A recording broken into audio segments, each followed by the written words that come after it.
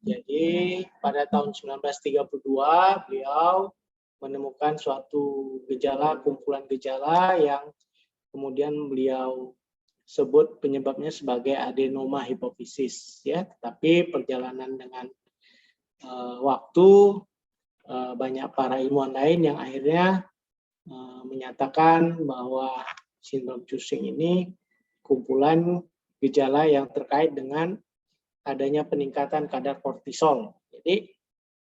Jadi nanti kita akan lihat bagaimana secara teori, sedikit teori tentang apa itu sindrom Cushing dan bagaimana pemeriksaan laboratoriumnya, ya.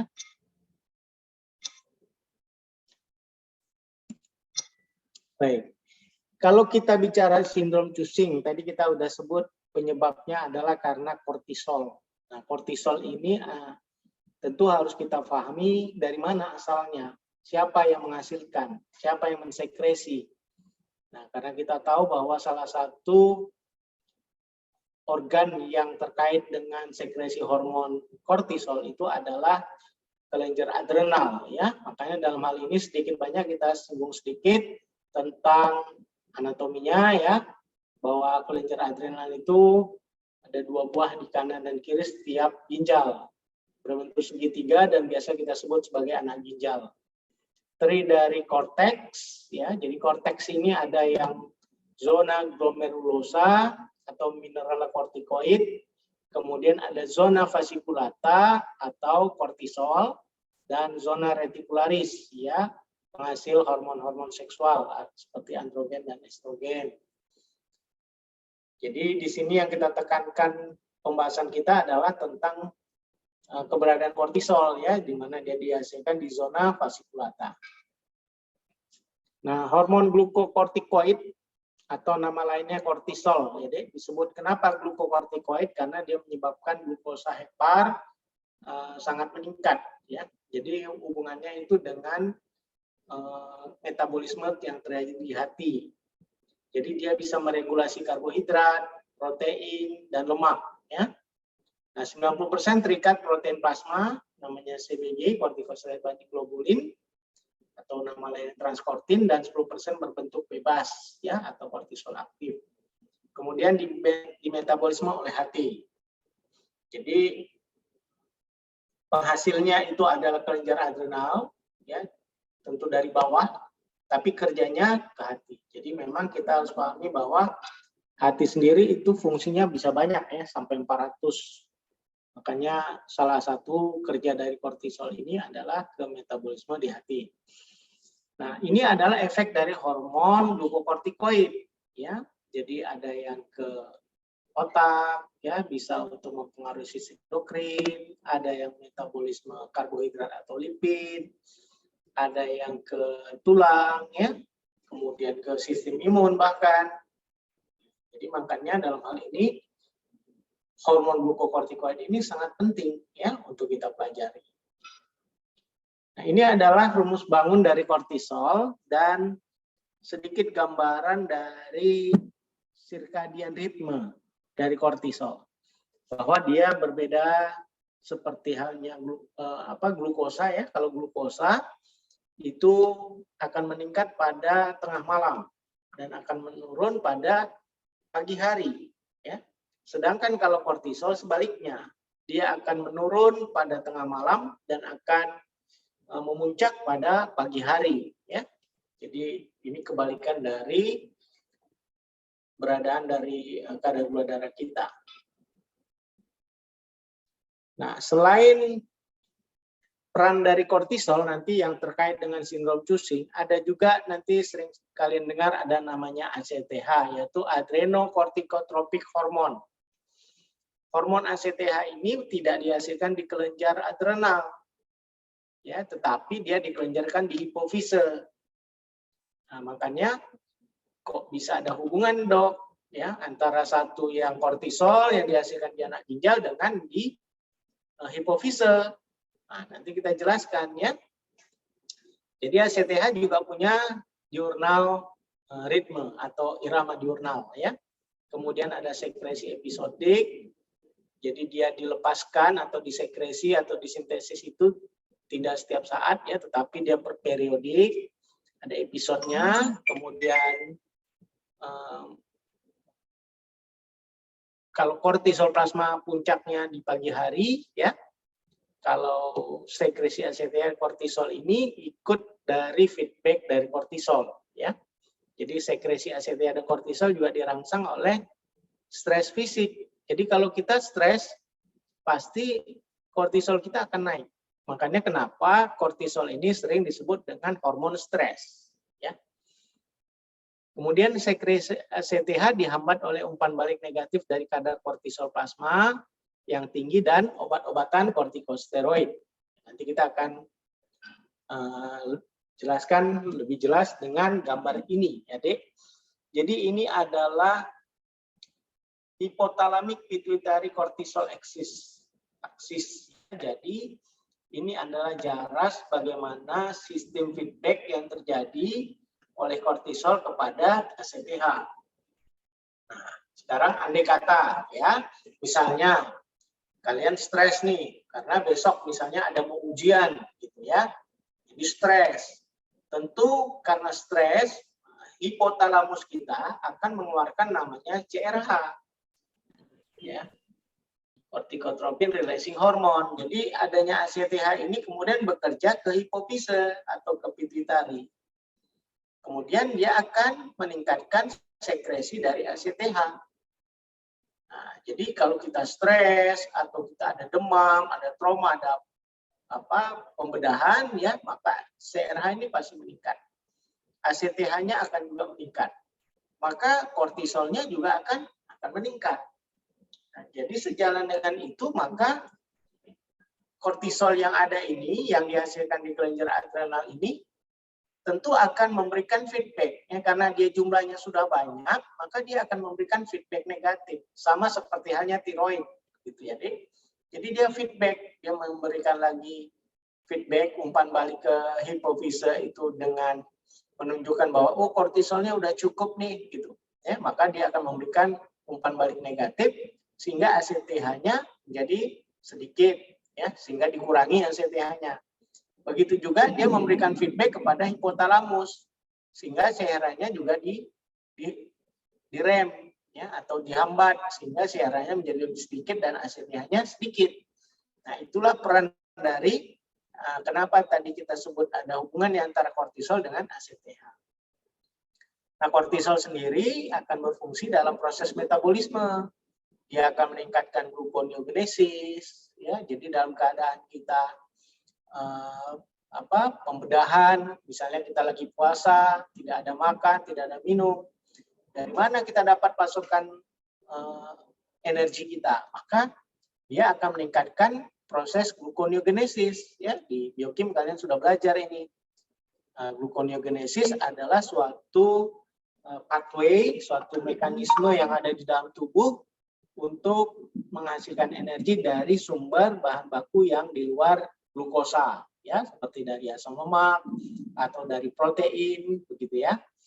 Nah, begitu juga dengan peningkatan glikogenolisis. Jadi glikogen yang ada di dalam hati kita akan dibongkar ya, akan dipecah, akan dimetabolisme sehingga keluar dan akan dihasilkan dalam bentuk glukosa ya. Begitu juga dengan proteolisis. Jadi berbagai asam amino glukogenik namanya, asam amino glukogenik itu artinya asam amino yang bisa dikonversi menjadi glukosa ya. Nah, begitu juga dengan lipolisis. Jadi semua proses ini dipengaruhi oleh kortisol. Jadi kalau terjadi peningkatan kortisol maka semua ini meningkat. Tentu kadar gula darah akan naik. Makanya orang yang operasi dan sebagainya itu harus diperiksa dulu sebelumnya kadar gula darah sebelumnya berapa gitu ya. Harus dikontrol dulu ya. Kalau ternyata dia penderita diabetes harus diturunkan dulu gulanya. Kenapa? Kalau tidak begitu dia operasi kadar gulanya naik padahal kadar gulanya sudah tinggi. Wah, ini akan berbahaya ya. Makanya dikontrol dulu semua. Begitu juga dengan sistem kardiovaskuler ya, kortisol ini mempengaruhi kontraktilitas miokard, kemudian cardiac output juga dipengaruhi sehingga bertambah, dan adanya efek katekolamin yang meningkat. Ya, jadi kesemuanya ini ikut menjadi bagian dari adanya kortisol di dalam darah. Ya. Nah, ini adalah gambaran perbedaan antara kalau ACTH yang normal dengan kortisol yang normal dibandingkan dengan mereka yang sudah dalam bentuk Cushing disease. Ya, jadi kalau kita lihat ACTH secara normal itu dia akan punya peak atau puncaknya itu di pagi hari, nanti makin lama makin turun ya. Tapi kalau pada Cushing disease dia tidak naik turun pada jam-jam tertentu dia naik gitu ya. Jadi ini menjadi gambaran. Itu juga kalau kortisolnya naik pada saat puncaknya itu di pagi hari dan makin lama makin turun ya menjelang tengah malam. Tapi kalau di Cushing disease ini terjadi lonjakan-lonjakan yang menyebabkan kortisolnya seakan-akan tidak akan turun lagi ya. Seperti halnya yang di sebelah kiri ini. Nah, kelainan dari kelenjar adrenal sendiri menunjukkan adanya suatu kelebihan hormon glukokortikoid ya yang kita kenal dengan namanya sindrom Cushing, atau ada juga kekurangan hormon glukokortikoid. Ini yang kita kenal dengan namanya hipoadrenalisme primer dan hipoadrenalisme sekunder ya. Nah, berbagai kriteria yang saya sebutkan ini mungkin kalian sudah dapatkan di penyakit dalam, sehingga kita tidak bahas lagi secara detail ya, Dek. Kemudian ada kelebihan hormon mineralokortikoid ya. Mineralokortikoid ini yang aldosteron tadi ya, atau kekurangan hormon mineralokortikoid. Jadi gangguan sintesis aldosteron, gangguan fungsi aldosteron ya, itu menjadi kelainan dari kelenjar adrenal. Karena di kelenjar adrenal tadi bukan hanya kortisol saja yang dihasilkan, ada mineralokortikoid dan hormon-hormon seksual ya. Nah, apa itu sindrom Cushing? Sindrom Cushing itu kumpulan gejala klinis akibat peningkatan kadar hormon glukokortikoid dalam sirkulasi ya, atau nama lainnya kortisol. Jadi rasio antara wanita dengan pria itu 5:1. Jadi kalau kita lihat dari rasio ini, peluang untuk munculnya penyakit sindrom Cushing ini ada pada wanita ya. Makanya yang wanita harus hati-hati. Kemudian kalau kita mendiagnosis penyakit, kita makanya harus tahu identitas pasiennya apa, laki atau perempuan ya, karena ini akan banyak pada laki perempuan, tentu akan menjadi kunci atau penanda bagi kita ketika pasien kita perempuan misalnya. Kemudian insidensnya puncak usianya itu 25 sampai 40 tahun ya. Jadi kalau kalian menghadapi pasien perempuan usia 25 sampai 40 tahun, pikirkan juga salah satu kemungkinan adanya sindrom Cushing ini ya. Kemudian etiologi dari sindrom Cushing itu biasanya kita lihat ada nggak hubungannya dengan ACTH tadi ya. Ada yang dia tergantung dengan ACTH, ada yang tidak tergantung atau penyebab lain. Jadi kalau yang tergantung dengan ACTH maka dia kita sebut dengan Cushing disease ya, seperti adanya tumor kelenjar hipofisis ya, atau sindrom ACTH ektopik, atau sindrom ECRH ektopik, hiperplasia dan iatrogenic ya.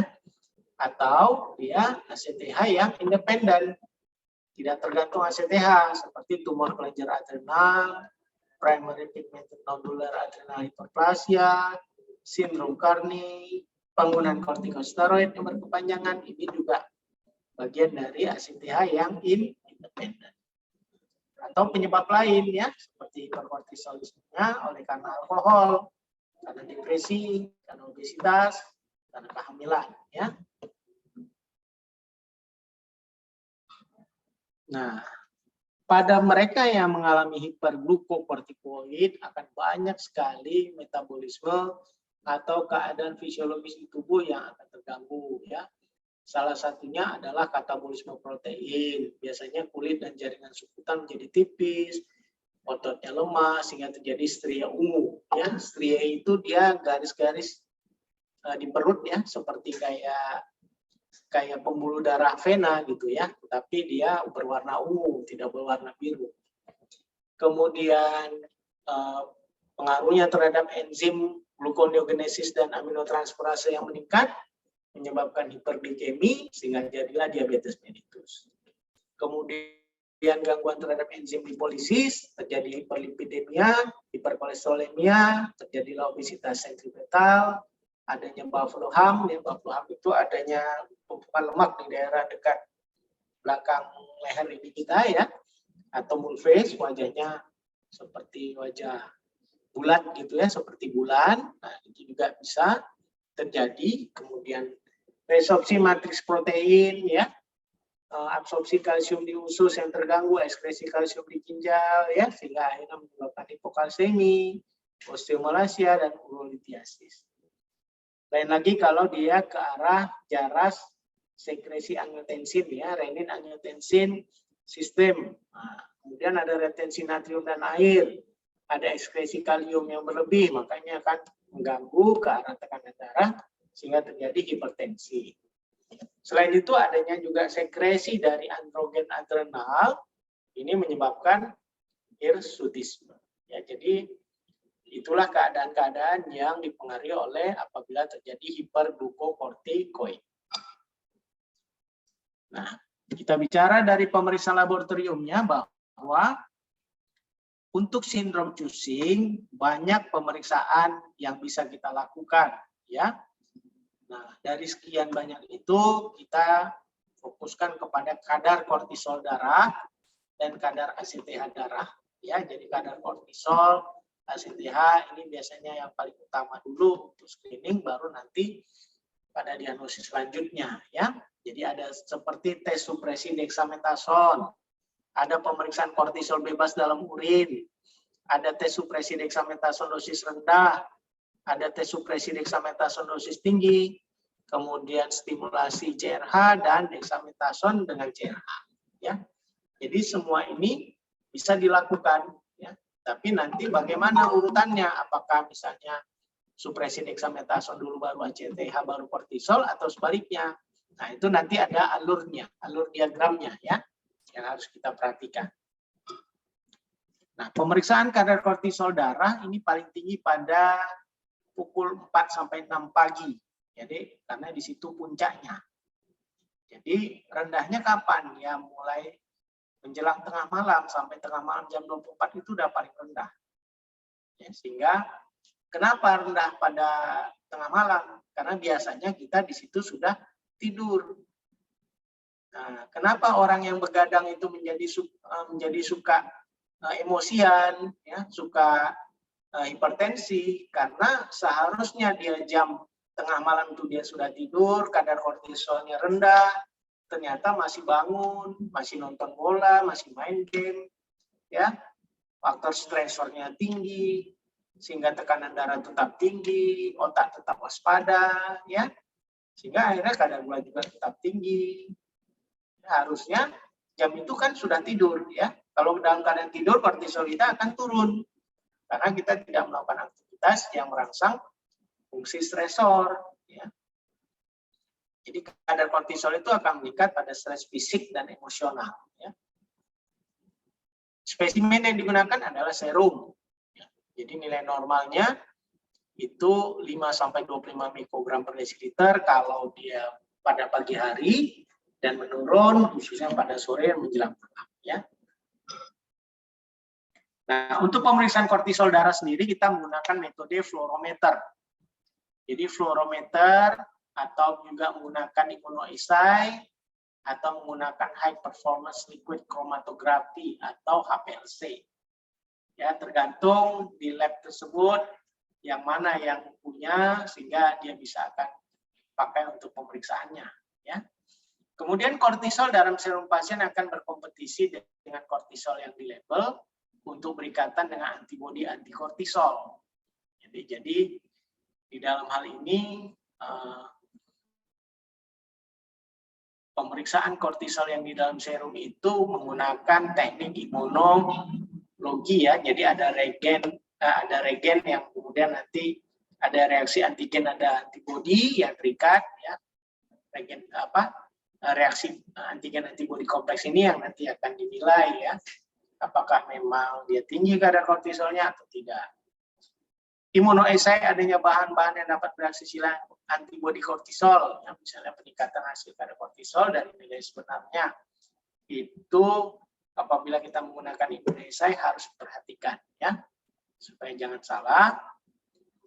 Kemudian kalau kita pakai HPLC biasanya tesnya mahal, alatnya mahal, lebih rumit dibandingkan dengan imunoesai. Kemudian pemeriksaan kadar ACTH darah, ya, disekresi sebagai respon dari beberapa faktor, terutama tadi kortikotropin releasing hormone dan vasopresin, ya.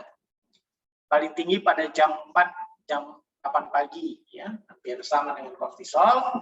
Kemudian paling rendah setelah tengah malam. Spesimen yang digunakan kalau ini plasma ETA, ya, artinya kita ambil whole blood yang sudah dicampur dengan antikoagulan ETA. Metodenya immunoradiometric assay atau immunochemiluminetric assay dengan nilai normal 2 sampai 12 pikomol per liter, ya, pada jam 7 sampai jam 10. Kemudian tes supresi dexamethasone. Ya, tes ini dilakukan overnight di tengah malam 1 mg, ya, diberikan kepada pasien sebagai screening awal, kemudian diukur kortisol plasmanya pada pagi hari sekitar pukul 8, ya.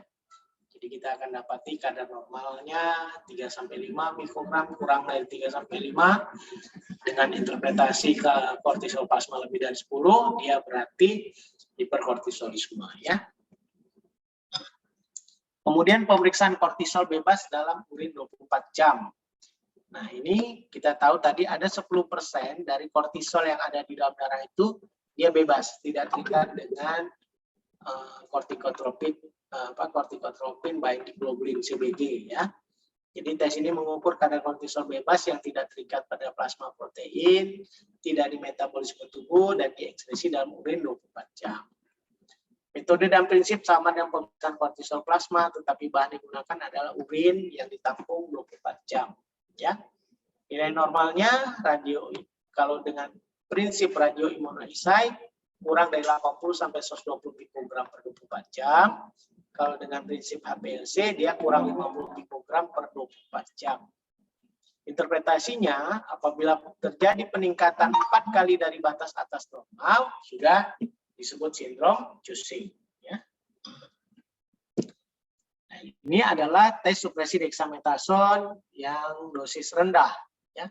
Dasarnya bagaimana? Adanya reseptor glukokortikoid pada korteks adrenal itu akan mengikat dexamethasone.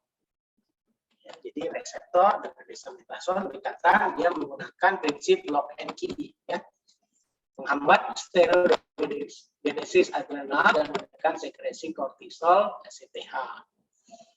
Jadi pada orang yang mengkonsumsi dexamethasone biasanya sekresi kortisol dan ACTH-nya bisa ditekan, ya. Makanya dexamethasone ini kalau di masyarakat sering disebut sebagai obat dewa. Apapun penyakitnya bisa dikasih dexamethasone, ya. Tapi dampak negatifnya adalah terjadi efek samping yang muncul pada pasien karena kontrol terhadap dosisnya yang salah, ya, karena proses pemberiannya juga tidak tepat indikasi, ya, tidak tepat dosis dan lain sebagainya. Prosedurnya bagaimana? Diberikan dexamethasone 0,5 mg per oral tiap 6 jam. Jadi jam 9, jam 3, jam 9 malam, ya, dan jam 3 subuh, ya, selama 2 hari atau 8 dosis. Kemudian 2 hari kemudian pada waktu yang sama itu diukur kortisol plasma, ACTH-nya, kortisol bebasnya, dan hidroksikortikoid steroid urin 24 jam. Nilai normal kalau pagi hari, ya, sekitar jam 9 itu kortisol plasma kurang dari 5 mikrogram. Dengan meningkatkan sensitivitas, batas normal diturunkan jadi kurang dari 1,8 mikrogram per desiliter. Kortisol bebas urin 24 jam kurang dari 10 mikrogram per desiliter. 17 hidroksikortikosteroid urin kurang dari 25 mg per 24 jam, dan ACTH plasma kurang dari 20 pikogram per mililiter. Interpretasinya akan kita sebut sebagai sindrom Cushing apabila 17 hidroksikortikosteroid urinnya lebih dari 4 mg per 24 jam. Ya, kemudian kortisol plasma, ACTH plasma, dan kortisol bebas urin 24 jamnya tetap tinggi. Nah, berikutnya adalah tes supresi dexamethasone dosis tinggi. Dasarnya adalah dosis dexamethasone yang tinggi hampir selalu dapat menekan sekresi ACTH. Jadi ACTH-nya kalau rendah tentu kortisolnya diharapkan rendah. Ya. Prosedurnya ada dua macam. Satu prosedur overnight tes supresi dexamethasone, tapi dosis sekali per oral dexamethasone-nya 8 mg. Dengan pemberian dosis 2 mg per oral tiap 6 jam. Ya, sehari dibagi 4 kali pemberian, sampai total dosis 8 mg. Kemudian diperiksa kortisol plasma, kortisol bebas urin 24 jam, 17 hidroksikortikosteroid urin. Ya. Nilai normalnya 17 hidroksikortikosteroid urin kurang dari 2,5, kortisol bebas urin kurang dari 10, yang lainnya biasanya tidak terdeteksi. Ya. Interpretasinya, apabila kita menduga dia sindrom Cushing, maka terjadi penekanan kortisol plasma. 17 hidroksikortikosteroid urin dan kortisol bebas urin sampai lebih dari 50%. Ya, baru bisa terjadi umpan balik negatif dengan dosis tinggi. Kemudian berikutnya tes stimulasi kortikotropin releasing hormone. Dasarnya adalah adanya stimulasi CRH maksimal pada tumor hipofisis, ya, sehingga sekresi ACTH itu lebih tinggi daripada normal. Prosedurnya bagaimana? 4 jam setelah makan, CRH sintetik, ya, kita kasih 1 mikrogram per kilogram berat badan, bolus intravena. Kemudian uji ACTH dan kortisol plasma sampai diperiksa itu dengan hitungannya 5, 10, 15, 30, 60, 120, 180 menit setelah CRH. Ini minus 15, 0 ya. Dimulai minus 15. Jadi artinya 15 menit sebelum pemberian CRH, kemudian 0 pada saat pemberian CRH, terus 5 menit setelah pemberian CRH, terus sampai 180 menit. Ya.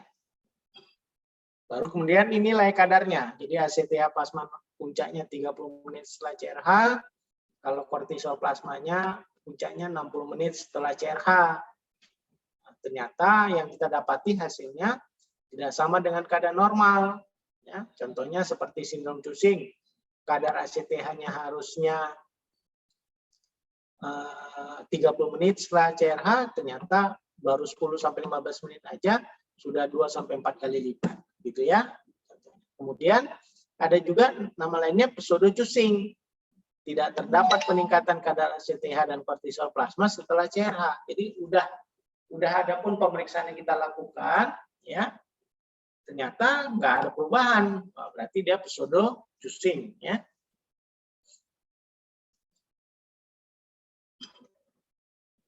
Nah, berikutnya adalah tes yang lain, ya. Tes dexamethasone CRH. Jadi tes ini untuk membedakan tadi sindrom Cushing dengan yang pseudo Cushing.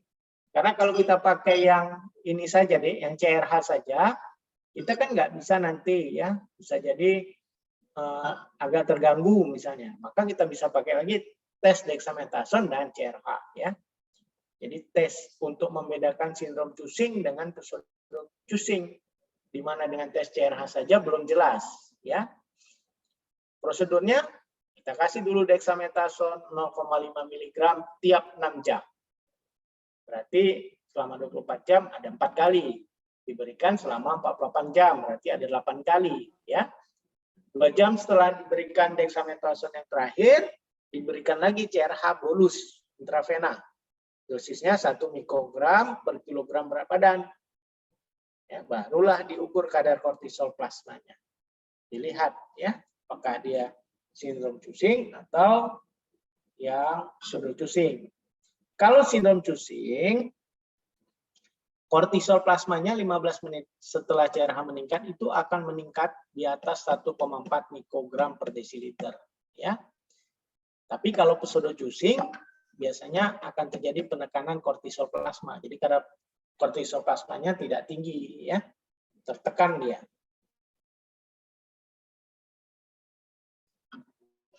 Nah, ini berikutnya adalah diagnosis laboratori untuk sindrom Cushing. Jadi ini kita secara sistematis, ya, kita bagi dia pemeriksaannya tadi. Ada yang kortisol urin yang 24 jam, kemudian dexamethasone yang dosis rendah, dexamethasone dosis tinggi, dan ACTH.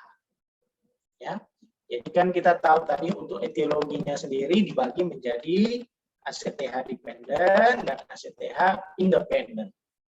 Sehingga kita akan lihat pada mereka yang keadaannya ACTH dependent, contohnya di sini sindrom Cushing, ya, sekitar 60% angka kejadiannya, itu biasanya kita dapati kortisol urinarinya meningkat. Dexamethasone dosis rendahnya juga meningkat. Dexamethasone dosis tingginya juga menurun, ya, dan ACTH-nya normal. Jadi kalau ada kondisi seperti ini, maka bisa tegak dia ke arah Cushing syndrome, ya. Atau kalau dia kemungkinan ektopik ACTH, itu kita lihat urinary kortisolnya juga meningkat, dexamethasone dosis rendahnya meningkat, dexamethasone dosis tingginya meningkat, ACTH-nya meningkat. Jadi semua meningkat, kemungkinan dia ektopik ACTH, ya. Kemudian atau ektopik CRH. Ini CRH kan yang di hipotalamus, jadi lebih dari atasnya lagi. Jadi dia meningkat urinary kortisolnya, yang dexamethasone dosis rendahnya meningkat. Nah, pada dosis tinggi ini bisa kemungkinan menurun atau meningkat, ya. Tambah ACTH-nya meningkat. Nah, jadi ini bisa kita lihat berdasarkan etiologi yang ACTH dependent. Bagaimana dengan yang ACTH independent? Nah, contohnya seperti yang adrenal neoplasia. Ya, yang neoplasia ini semuanya meningkat kecuali ACTH. Ya.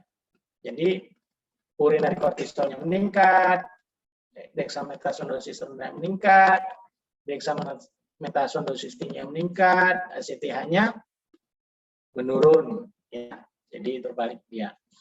Kemudian kita lihat juga kemungkinan tadi ada istilah pseudojuicing, ya. Ini biasanya terkait dengan pengaruh alkohol atau minum alkohol. Biasanya urinary kortisolnya meningkat, dexamethasone dosis rendahnya meningkat, dosis tinggi dexamethasone-nya rendah atau menurun, dan ACTH-nya normal. Ya.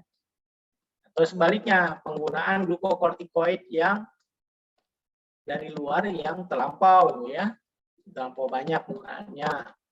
Maka biasanya ini kortisol urinarinya bisa meningkat dan menurun. Kalau yang dexamethasone dosis rendahnya bisa turun atau menurun, ya. Kemudian dosis dexamethasone dosis tingginya juga turun dan ACTH-nya turun, ya. Jadi kalau hampir semua rata-rata turun, kemungkinan karena penggunaan glukokortikoid, ya. Seperti misalnya kortikosteroid, ya. Nah, ini adalah interpretasi dari, kalau tadi laboratorium diagnosis atau mendiagnosis berdasarkan pemeriksaan laboratorium, kalau ini kita menilainya diagnosis banding, ya, yang terlihat pada yang berhubungan dengan Cushing syndrome. Jadi kita mau melihat Cushing syndrome diagnosis bandingnya apa saja, lihat dari pemeriksaan laboratoriumnya, ya. Jadi di sini dilihat bahwa kalau penyebabnya adalah dependent pituitary atau tergantung pituitarinya, biasanya plasma ACTH-nya normal atau sedikit meningkat, ya. Plasma kortisolnya pasti meningkat, ya.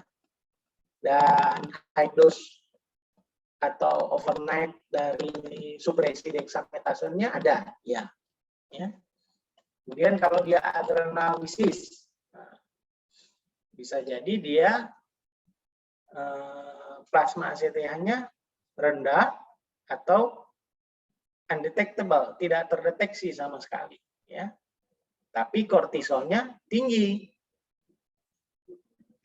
dan supresi dexamethasolnya tidak ada. Otomatis kita curiga ini adanya kelainan yang di adrenal, ya, penyakit yang ada di adrenalnya. Kemudian ectopic juicing. Nah, ini hubungannya dengan tadi yang ektopik, ya, plasma ACTH yang meningkat, kortisolnya meningkat, supresinya biasanya tidak ada, ya. Nah, kalau yang pseudo juicing biasanya plasma ACTH-nya normal atau sedikit meningkat, kortisolnya normal atau sedikit atau meningkat, dan supresinya ada. Ya. Jadi kita bisa melihat di sini bahwa kita bisa singkirkan diagnosis banding dari kelainan yang terkait dengan Cushing syndrome kalau kita dapatkan minimal ada 3 parameter ini, ya, plasma ACTH, plasma kortisol, dan supresi dexamethasone yang overnight, tengah malam, ya. Nah, ini adalah alur diagnosis dari Cushing syndrome, ya, baik yang dia suspek, ya, diduga, baru diduga saja Cushing syndrome, maka otomatis dia harus dikeluarkan dulu dari kemungkinan eksogenus glukokortikoid, ditanya dulu ada nggak mengonsumsi obat glukokortikoid dan sebagainya, ya, baru dilakukan pemeriksaan baik apakah dia urinary, kortisol, overnight, dexamethasone suppression, atau yang salivary kortisol, ya. Nah, kalau dia memang ada hal yang abnormal, maka bisa konsultasi ke arah endokrinologis, ya.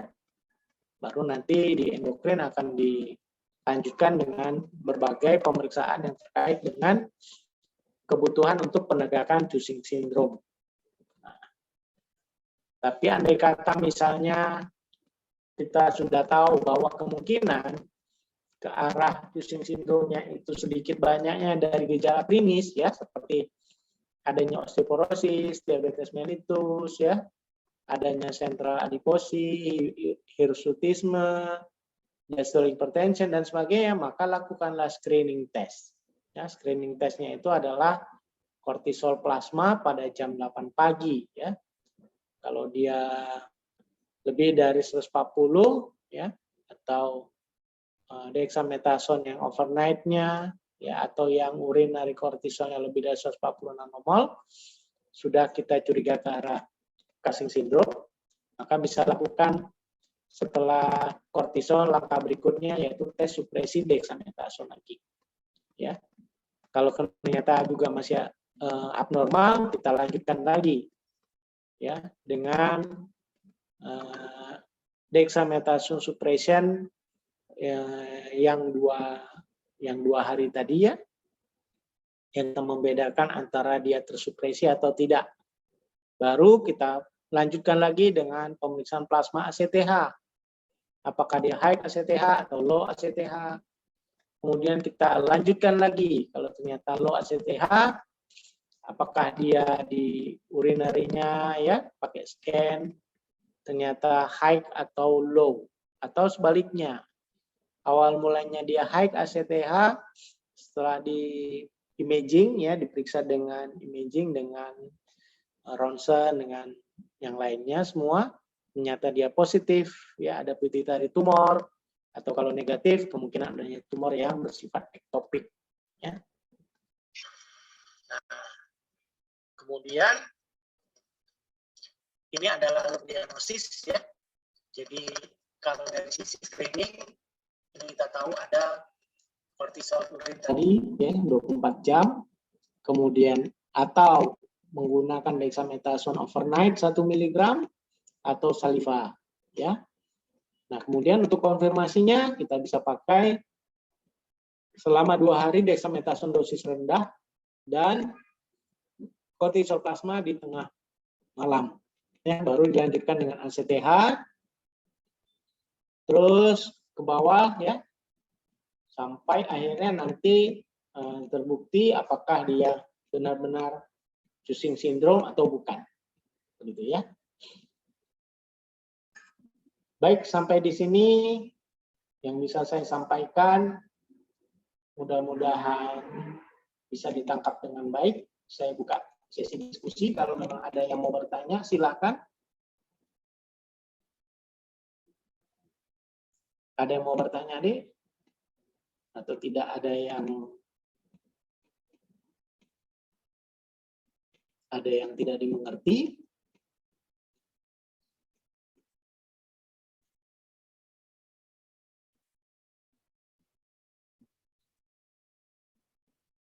Atau tidak kalian perhatikan mungkin? Kalian buka yang lain di layar monitornya masing-masing. Ada yang mungkin main game ya.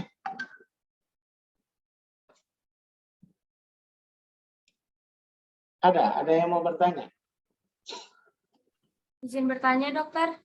Ya, silakan, Sa. Dokter, berarti untuk pemeriksaan awalnya itu yang tes supresi dexamethasone duluan ya, dokter? Baru yang kadar ACTH plasmanya gitu? Kortisol dulu. Kortisolnya dulu, baru atau ya dexamethasone atau lagi kan gitu ya. Jadi yang paling gampang itu yang kortisol. Karena kan kita tinggal melihat apakah pagi hari kortisolnya berapa kadarnya. Gitu. Kita kan udah tahu kadarnya pagi hari tadi. Dia mengalami puncak. Ya. Nah, jadi kan kita lihat. Baru nanti kita berikan dexamethasone yang tengah malam. Baru dilanjutkan dengan ACTH. Untuk menilai etiologinya, Nisa. Apakah yang tergantung ACTH atau tidak. Begitu. Ya, jadi screening awalnya dulu, yaitu kortisol atau yang dexamethasone. Sudah jelas, Nisa?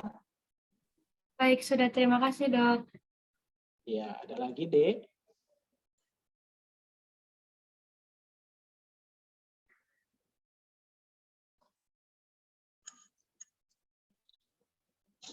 Hasmi tadi udah jadi fotonya ya? Iya dokter. Sudah diambil fotonya tadi ya? Sudah dokter. Ada lagi yang belum paham, Dek?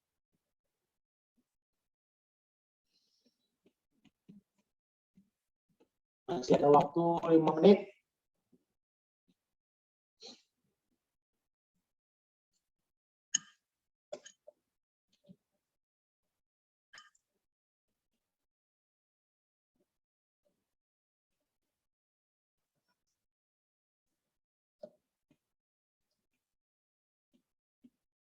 Kita berapa orang ya, Hasti? Ada 117 dokter. Oh, berarti ada 7 orang nggak masuk ini ya? Iya dokter. Oke, kalau gitu saya screenshot dulu lah yang hadir ya. Biar sebagai barang bukti.